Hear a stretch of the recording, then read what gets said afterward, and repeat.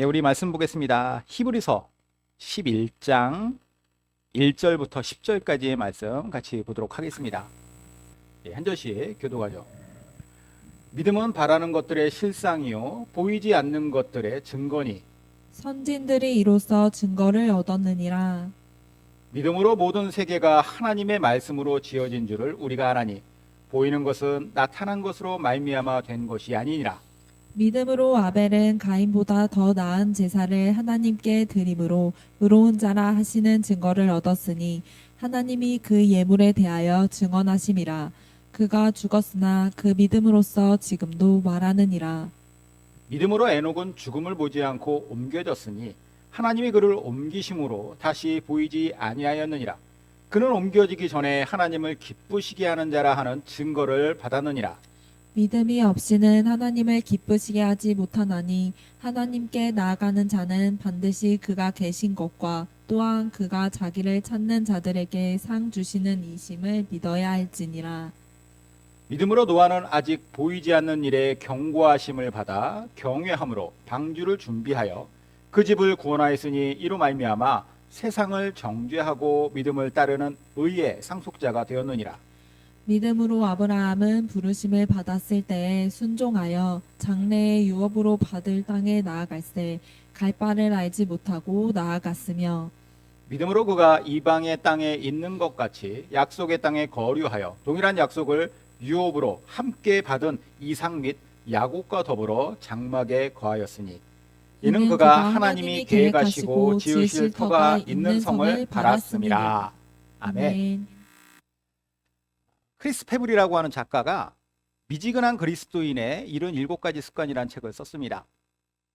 제목 그대로 이 책은 예수님을 믿기는 믿지만 그 신앙이 뜨거워지지 않고 그 신앙이 자라지 않는 사람들에게는 이러한 특징들이 있다라고 하면서 77가지의 생활 방식을 거기에 기록해 놨어요. 그러니까 이 책에서 써 있는 대로 살면 안 된다라고 하는 의미겠죠. 거기에 이런 내용이 나옵니다. 당신이 영적으로 미지근한 삶을 살기 원한다면 믿음으로 살지 말고 눈에 보이는 대로 살아라. 보이는 대로 산다는 것은 성경에 게시된 진리에 의거해서 행동하지 않는 것이다. 그보다는 어떠한 표적과 같은 눈에 보이는 것만 추구하는 것을 의미한다. 이처럼 보이는 것만 의지하며 하나님을 믿다 보면 당신은 하나님이 느껴질 때만 그분을 따를 것이다. 그러려면 밤중에 혼자 있을 때, 미래에 대한 불안과 의심이 몰려올 때 과거에 하나님이 베푸셨던 신실하심에 대해서 떠올려서는 안 된다. 당신의 눈을 하나님의 말씀에 두고 아버지께서 얼마나 당신을 보살피고 계신지도 깨달아서도 안 된다. 대신에 당신의 명철을 의지하라. 주변에서 일어나는 일들, 그것도 눈에 보이는 일들을 통해서만 하나님을 판단해라. 만약에 삶에서 중요한 결정을 내려야 할 순간이 와도 보이는 것을 따라서 결정하고 작은 일에서도 보이는 것만 따라 살아라. 보이지 않는 것들, 즉 하늘나라와 같은 것들에 당신의 소망을 두어서는 절대로 안 된다. 이렇게만 살면 당신은 미지근한 그리스도인의 삶을 살 수 있을 것이다. 자, 이 책의 저자가 이야기하는 것 아주 분명하죠. 건강한 믿음이란 무엇인가? 눈에 보이는 대로만 따라가고 눈에 보이는 것만 추구하며 사는 것이 건강한 신앙이 아니라는 거예요. 눈에 보이지 않는 존재이신 하나님을 믿는데 어떻게 눈에 보이는 대로만 믿겠냐라는 것이죠. 그리고 사실 우리가 우리의 눈으로 명확하게 본다 할지라도 그 보는 것이 또 우리가 진짜 제대로 이것을 봤다라고 할 수 있느냐? 그럴 수도 없어요.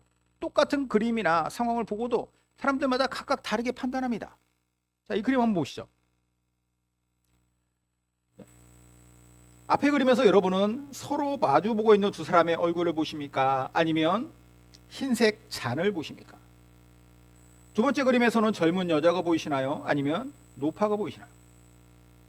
같은 그림을 볼 때에도 사람들은 전혀 다른 것을 보게 되듯이 우리가 살아갈 때에도 특히 우리 믿음에 있어서는 자기 중심적인 생각이나 나 중심적인 판단에 의거해서 신앙생활하면 안 되는 거예요. 내가 보는 대로 믿는 믿음은 절대 제대로 된 믿음이 될 수 없습니다. 자, 이런 면에서 오늘 히브리서의 저자는 1절에 이렇게 얘기하고 있어요. 믿음이 뭐냐? 믿음은 바라는 것들의 실상이요 보이지 않는 것들의 증거니. 말이 좀 어렵죠. 쉬운 성경으로 보니까 믿음은 무엇이냐? 우리가 바라는 것들에 대해서 확신하는 것입니다. 또한 보이지는 않지만 그것이 사실임을 아는 것입니다. 이게 믿음이래요.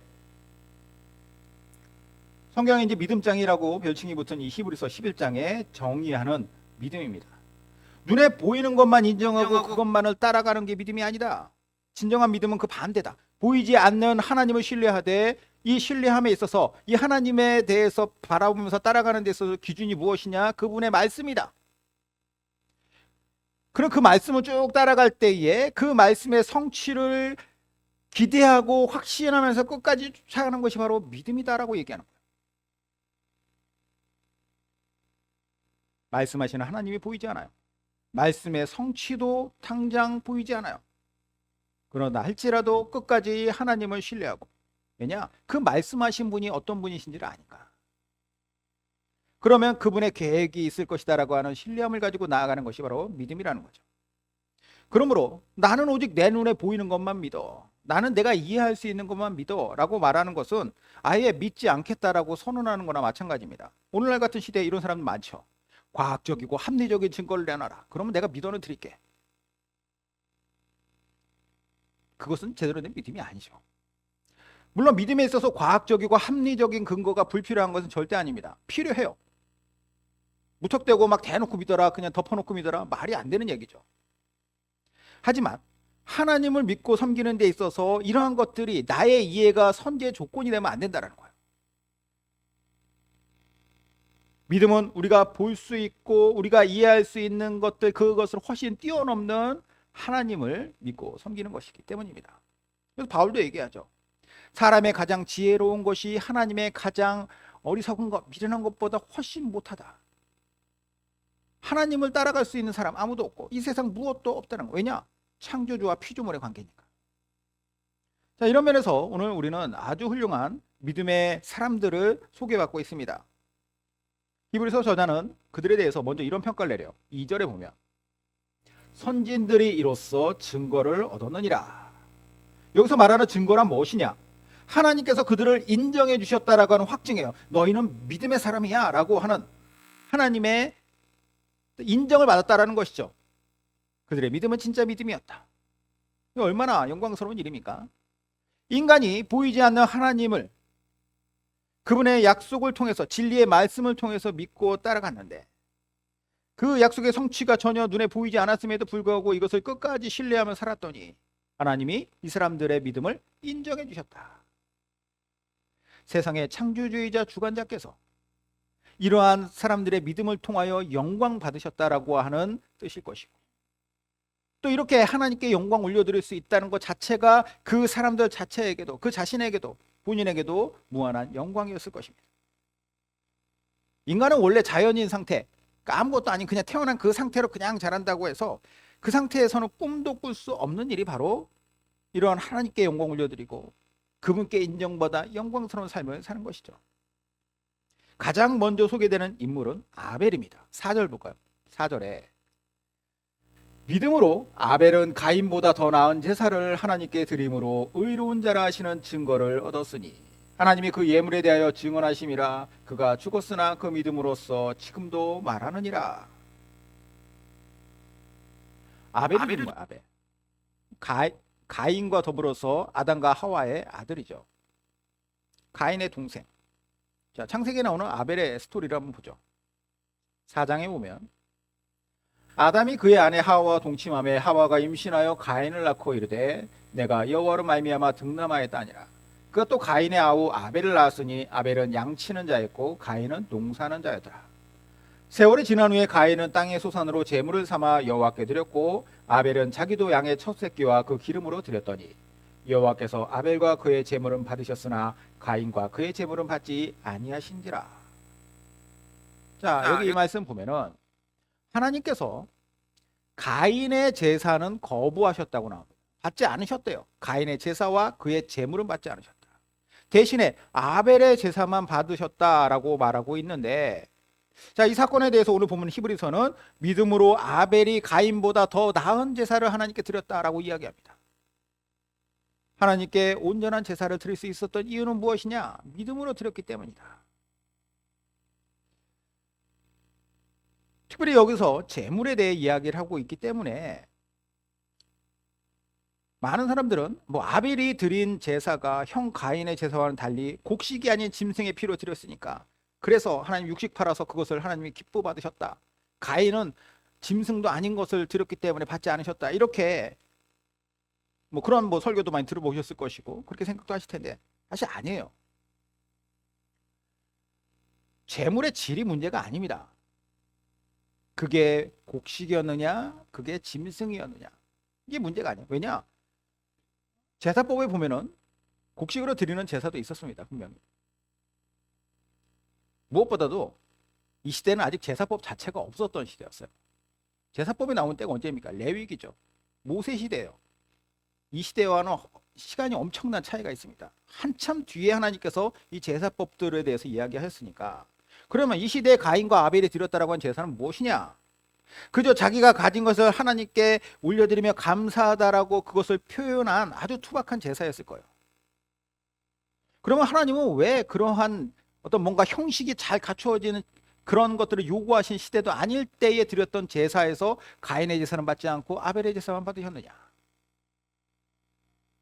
결정적 힌트가 창세기 자체, 말씀 자체에 있습니다. 다시 한번 볼까요? 뒤에 보면은 세월이 지난 후에 가인과 아벨이 똑같이 시간이 지난 후에 하나님께 제사를 드렸어요. 가인은 땅의 소산으로 제물을 삼아 여호와께 드렸고 아벨은 자기도 양의 첫 새끼와 그 기름으로 드렸더니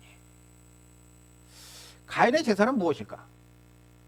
자기가 드린 이렇게 추수한 걸 가지고 드린 것은 맞아요. 그런데 아벨의 것과는 다른 어떤 차이를 보이는 것이 무엇일까? 아벨은 자식이 양의 첫 새끼를 드렸다라고 이야기합니다. 구약 성경에서 보면 첫 번째 것, 첫이라고 하는 것, 이것은 나머지 모든 것을 대표하는 대표성이 있습니다. 그러니까 첫 번째 것을 드렸다라고 하는 것은 내 모든 것을 드렸다라고 하는 것과 같은 의미예요. 가장 큰 가치를 드렸다라고 하는 것이죠. 출애굽 당시에 10가지 재앙을 내릴 때 마지막 재앙이 장자를 죽이는 재앙이에요. 모든 집안에 있는 모든 그 첫 번째 남자 장자를 죽여요. 사람도 죽이고 짐승도 죽이고 수컷. 자, 그런데 그것을 죽임으로 말미암아서 이집트에 아주 난리가 났습니다. 그리고 결국 바로가 항복을 하죠. 다 죽인 것도 아니에요. 장자만 죽였습니다. 그런데 왜 나라가 다 발칵 뒤집어지고 항복을 했느냐? 이 당시의 사람들의 세계관 속에서는 첫 번째 것이 곧 자신의 모든 것을 대변하기 때문입니다. 우리가 이런 의미에서도 11조를 이해하셔야 돼요. 11조란 무엇이냐? 10분의 1, 10% 떼드리는 것. 그게 11조가 아니라 그것은 첫 번째 것이라는 거예요. 첫 번째 것. 10분의 1이라고 하는 첫 번째 것을 내가 하나님께 드림으로써 마치 아벨의 제사와 같이 나의 모든 것을 드리되 이것을 대표하는 것으로 하나님께 드립니다 라고 하는 의미가 있는 것이 11조입니다. 그러므로 오늘 이 아벨이 드린 제사는 하나님 앞에 내가 하나님과 나와의 관계성 속에서 나의 삶의 터전과 나의 소유를 어떻게 바라봤는지가 아주 명확하게 보여지는 장면이죠. 아벨은 올바른 관점으로 하나님 바라보고 그래서 그 관점 안에서 자신의 것을 가장 최고의 것이라고 생각될 수 있는 우선순위를 드린 거예요. 가장 가치 있는 거. 가인은 자기 중심적인 관점에서 제사를 드렸다고 생각이 됩니다. 세월이 지나서 그래 내가 드려야 될 때가 되니까 땅의 소자를 주섬주섬 모아 챙겨와서 하나님께 드릴 때 하나님께서는 그것을 기쁘게 받지 않으셨다라고 우리는 생각할 수 있죠. 하나님께서는 그 사람의 중심을 보시기 때문에 어떠한 마음으로 드렸는지를 다 보시는 거예요. 히브리서의 저자가 이 사실을 강조합니다. 그 행위가 마땅한 삶으로 드러나는 것, 그 행위에 거슬러 올라가면 하나님에 대해 어떤 믿음이 있고 그 믿음이 어떤 관점에서 생겨났는지 이걸 본다라는 거예요. 요즘 제가 자주 이야기하는 거 있죠. 좋은 나무에서 좋은 열매가 맺힌다. 예수님 말씀인데 우리가 올바른 열매를 맺는 나무가 되는 것은 결국 우리의 믿음이고, 그리고 그 믿음은 하나님을 향한 온전한 우리의 올바른 관점 안에서 어떠한 시각을 가지고 하나님을 바라보느냐가 중요하다는 것. 아벨에 이어서 두 번째 인물이 소개됩니다. 에녹이에요. 에녹. 5절에 믿음으로 에녹은 죽음을 보지 않고 옮겨졌으니 하나님이 그를 옮기심으로 다시 보이지 아니하였으니 그는 옮겨지기 전에 하나님을 기쁘시게 하는 자라 하는 증거를 받았느니라. 자, 우리가 성경을 보면은 인류 역사상 죽지 않고 천국으로 그냥 직행한 사람, 죽음을 건너뛰고 하나님의 부르심을 받은 사람이 딱 2명 나옵니다. 여기 나오는 에녹, 그리고 시간이 좀 지나서 이후에 나오는 엘리야. 엘리야는 이스라엘의 가장 위대한 선지자죠. 그래서 예수님이 돌아가실 때 십자가에서 엘리 라마 사박다니 하니까 엘리야를 저가 찾는구나 이렇게 사람들이 이야기할 정도로 엘리야라고 하는 사람에 대한 그 이스라엘 사람들뿐만 아니라 하나님의 평가에 있어서도 가장 위대한 선지자가 엘리야였어요. 그럼 그런 엘리야를 하나님께서 불병거를 타고 하늘로 올리셨다. 참 그럴만하다라고 생각될 수 있는데 이 에녹이라는 인물은 의외입니다. 왜냐? 에녹이 성경에 등장하는 부분은 뭐 예수님 족보에 뭐 누가 누구를 낳았고 할 때에 그 예수님 족보에 들어가는 사람. 요거 빼면은 오늘 본문의 이 한 절과 그리고 창세기 5장에 딱 4절 등장합니다. 에녹이. 창세기 5장 보겠습니다. 에녹은 65세에 모두셀라를 낳았고 모두셀라를 낳은 후 300년을 하나님과 동행하며 자녀들을 낳았으며 그는 365세를 살았더라. 에녹이 하나님과 동행하더니 하나님이 그를 데려가심으로 세상에 있지 아니하였더라. 자, 에녹의 인생을 이렇게 정리해 줍니다. 죽음 없이 천국에 갔던 단 2명 중 한 사람의 기록에 하기엔 너무 적죠. 그래도 세상에서 이 사람 365년이나 살았구나. 그리고 죽지도 않고 천국 갔구나. 얼마나 부러워요. 그런데 당시로서는 그가 세상에 살았다라고 하는 이 365년이 사실 짧은 시간이었다면 짧은 시간입니다. 왜냐? 그 당시의 평균 수명은 어마어마하게 높았기 때문이에요. 거의 뭐 900살 살았어요. 에녹의 아들 무드셀라 같은 경우에는 성경에 기록된 제일 오래 산 인물이죠. 969년. 1000년 가까이 살았습니다. 인류의 수명은 노아 홍수 이전과 이후로 나뉘어져요. 노아 홍수 이전에는 이렇게 막 900년, 700년 이렇게 살았는데 노아 홍수 이후에는 급격하게 수명이 줄죠. 환경이 달라졌기 때문이다라고 봅니다. 그런데 이 노아 홍수 이전 시대를 살았던 에녹이 보통 900년을 살았던 그 다른 사람들과 달리 왜 그는 고작 365년을 살고 하나님의 부르심을 받았을까? 물론 죽음을 통하지 않았다라는 것은 영광이겠지만 그럼 하나님은 왜 그를 365년 만에 그를 부르셨을까? 우리 생각하기에 이왕이면 1000년 있다가 그래 1000년의 삶을 하나님께서 이 땅에 살게 하시다가 그를 부르셨다라고 하면 얼마나 더 영광스러워 보여요.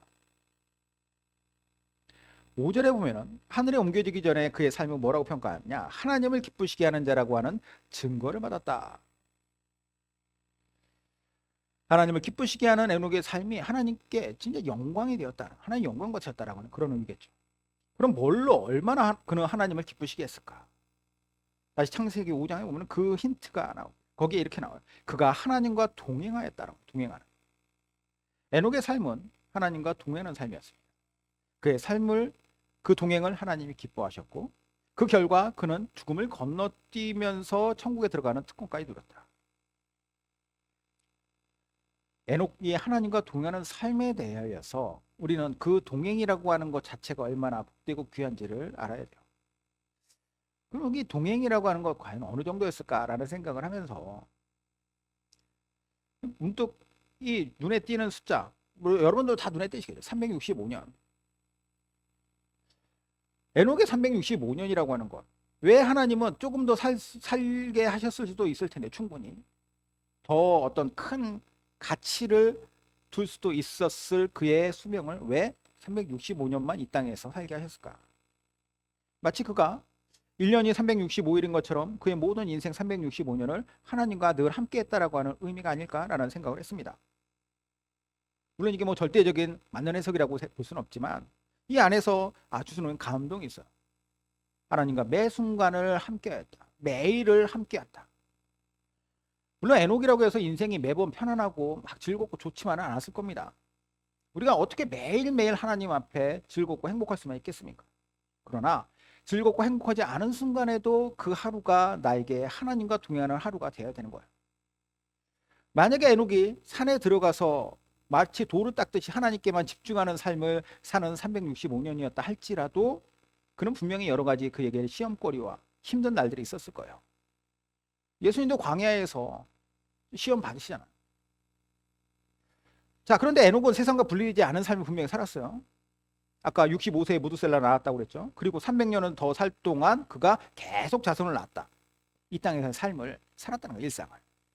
그러면 그는 분명히 일상을 살았는데 그 일상 속에서 어떻게 했느냐? 하나님과 함께하는 삶을 살았다. 그리고 하나님은 그 하나님과 함께하는 그 동행의 삶을 기쁘게 받으시고 영광 받으시고 이 에녹의 삶을 인정해 주심으로 그를 하나님께서 부르셨다. 주어진 일상은 하나님과 동행하는 삶. 이것은 보이지 않는 하나님은 올바로 바라보려는 그런 눈을 가지고 있었기 때문이다라고 생각을 해요. 6절에서 그 같은 말을 하죠. 6절에 믿음이 없이는 하나님을 기쁘시게 하지 못하나니 하나님께 나아가는 자는 반드시 그가 계신 것과 또한 그가 자기를 찾는 자들에게 상 주시는 이심을 믿어야 할지니라. 그에게는 분명한 믿음이 있었다라는 거예요. 보이지 않는 하나님을 믿는 믿음. 우리가 보통 이 6절 하나만 보면서 이 말씀을 좀 막연하게 생각할 수 있겠지만 믿음을 가지고 뭘 어떻게 해야지 하나님 기쁘실까? 에녹과 연결해서 보면은 그리고 그 앞서 말씀드렸던 아벨과 연결해서 보면은 믿음은 이런 거구나. 아벨처럼 삶의 현장에서 올바른 우선순위를 가지고 나의 가치를 하나님께 올려드리는 온전한 예배자구나. 믿음은 에녹처럼 매일 매 순간을 그 일상을 하나님을 생각하고 하나님께 집중하여서 하나님과 동행하는 동반자로 살아가는 것입니다. 그랬을 때 하나님께서는 그의 인생을 기꺼이 상 주시는 삶으로 이끌어 주시는구나 라는 거죠. 자, 이렇게 아벨과 그리고 에녹을 소개한 뒤에 히브리서의 저자가 두 사람을 더 소개하는데 그들은 노아와 아브라함이에요. 자, 앞선 아벨이나 에녹과 달리 이 두 사람을 묶는 이유는 히브리서의 저자가 이들의 삶에서 공통적으로 발견하는 특징이 무엇이냐? 순종이기 때문입니다. 순종. 7절에서 9절입니다. 믿음으로 노아는 아직 보이지 않는 일에 경고하심을 받아 경외함으로 방주를 준비하여 그 집을 구원하였으니 이로 말미암아 세상을 정죄하고 믿음을 따르는 의의 상속자가 되었느니라. 믿음으로 아브라함은 부르심을 받았을 때 순종하여 장래의 유업으로 받을 땅에 나아갔세.